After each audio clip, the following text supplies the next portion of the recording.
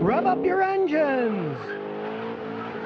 Don't, Scotty, you always say don't buy a new car, but I'm planning on buying a Tacoma and keep it forever. Should I still go for a new one, or should I try to find a good used Tacoma instead? I'm a fan of buying used cars. I bought nothing but used cars my whole life. I'm cheap, and I know if a new one costs $30 and I can get a good used one for $5 or $6 when it's 8 or 10 years old, that's the way I'm going. I've done that my whole life. But my son last year bought a brand new Tacoma truck.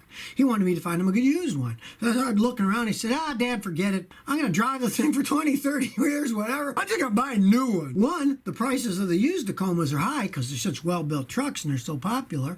And two, if you're going to buy a brand new truck, he didn't buy the V6 one that was expensive. He bought the basic 4-cylinder one. He figured if I'm keeping it for 30 years, it's not costing me that much each year for paying for it. So sometimes it's not a bad idea if you pick a vehicle that's going to last a long time like a Toyota Tacoma. And you know, I'm going to keep that thing forever. Absolutely nothing wrong with doing it that way. And contrary, if you really want to get a car that's not known as being all that well, definitely lease it instead of buying it. If you want to get a BMW or a Jaguar, don't buy one, lease it, because then you're only going to lose that amount of money and no more. Drive 2002 says, hello, my wife and I are looking to buy a bigger vehicle, and I was thinking of an '07 or '08 Yukon Denali all-wheel drive. We live in Michigan, that's why I want four-wheel drive or all-wheel drive. If you have suggestions, please help me. Yeah, well, I got lots of suggestions, and the first one is, don't buy that Yukon Denali. I got questions about those things, and they were lemons from the get-go. Some of them had transmission problems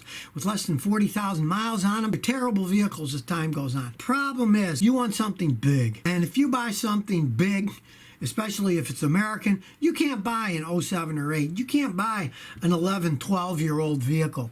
They just don't hold up over time. Now, if you see any of the Toyotas or any of the Hondas that are big enough for you, you can go back in those days because those things can go through 400,000 miles. It can last a long time, but not in a Yukon. Your problem is if you want something that holds, you know, a whole bunch of people, you got to decide how many people you want to hold. Because let's say you got a regular family. Hey, you can always fit them in a Toyota Highlander. That's a great SUV. I got customers with them with 400,000 or 500,000 miles.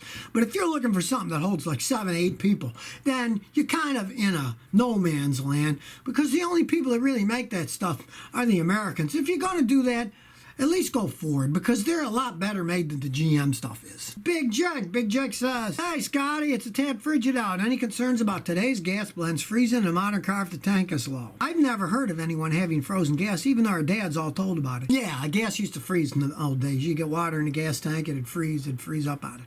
But it's not something that you really have to worry about these days for one main reason. Next time you buy gas, take a look at the gas pump, and it probably says, may contain 10% ethanol. That means it generally does contain 10% ethanol.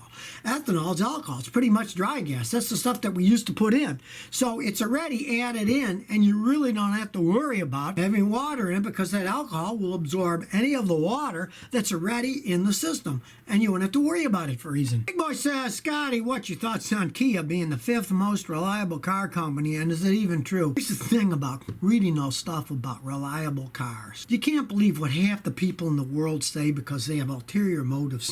They might be being paid by Kia. They might be an advertising company that's just flat out going to say whatever the company that's paying them say, or they're going to go do a survey of people that work at Kia, who knows? And what do they mean by reliable? Are they talking about 10, 15 years? Are they talking about 10 days of ownership like initial quality, which means absolutely nothing? It's a bunch of nonsense. I saw one the other day, and they even were rating cars that I know are absolute trash, Chryslers, as being well-built cars.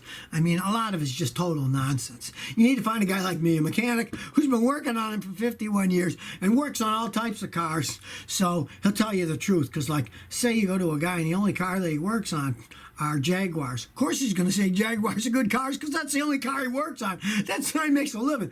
I work on all the cars. There's some I won't even work on because they're so bad and they're so expensive. And I won't even work on them, but I work on generally all the different cars out there. To tell you the truth, I've got no vested interest in it. BUSA, Scotty and community, I'm dying to know if I got scammed with a Craigslist car flipper.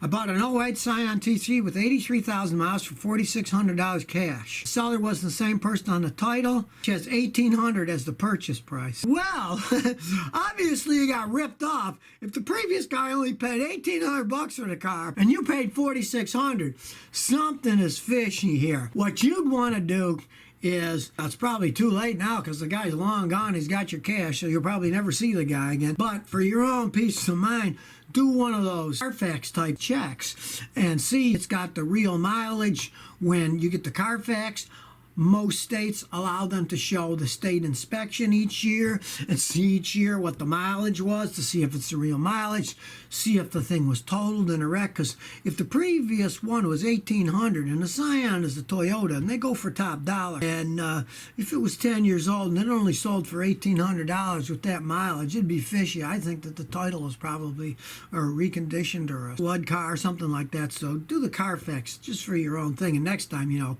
look at the title first before you buy it. If it says that, don't even buy the thing. So if you never want to miss another one of my new car repair videos, remember to ring that bell.